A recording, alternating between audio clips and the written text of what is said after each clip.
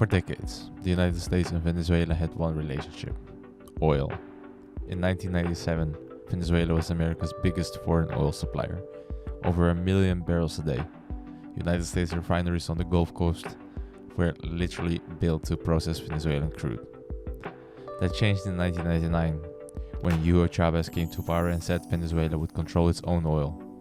In 2002, a big strike backed by the United States opposition crashed Venezuela's production, and it never really recovered. So United States import started falling. But the US has still one economic power: the relationship. They could use that as a leverage. Then Venezuela made a decisive move. Starting in 2001, and especially from 2007, they partnered with China. China loaned them billions, 48 billion by 2015. It was a simple deal. Venezuela gets cash for development and to buy Chinese goods, and China gets paid back in oil. This was a strategic partnership, openly meant to promote a multipolar world and reduce US leverage in Latin America. China's deal was framed as mutual respect for sovereignty, the exact opposite of what they called United States hegemony. This is the key. The partnership is what triggered the United States escalation. You can see the timeline. In December 2014, the United States eased the Cuba embargo, calling it obsolete. But at the same time, they escalated against Venezuela. Why? Because Venezuela had just secured a $20 billion investment from China weeks earlier. The United States was losing its grip.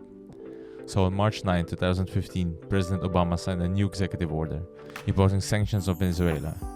These sanctions went further than the United States law required.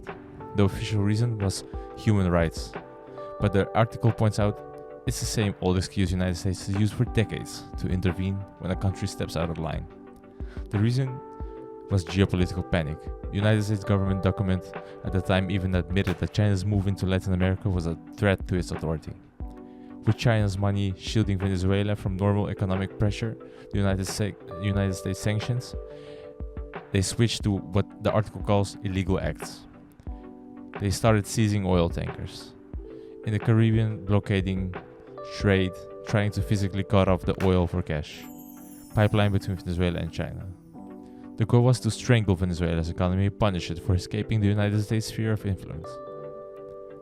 The United States didn't get more hostile in spite of China helping Venezuela. It got more hostile directly because China was helping Venezuela. The sanctions and the tank seizures are the violent reaction over a imperial power that can't stand to lose a country it thought to control.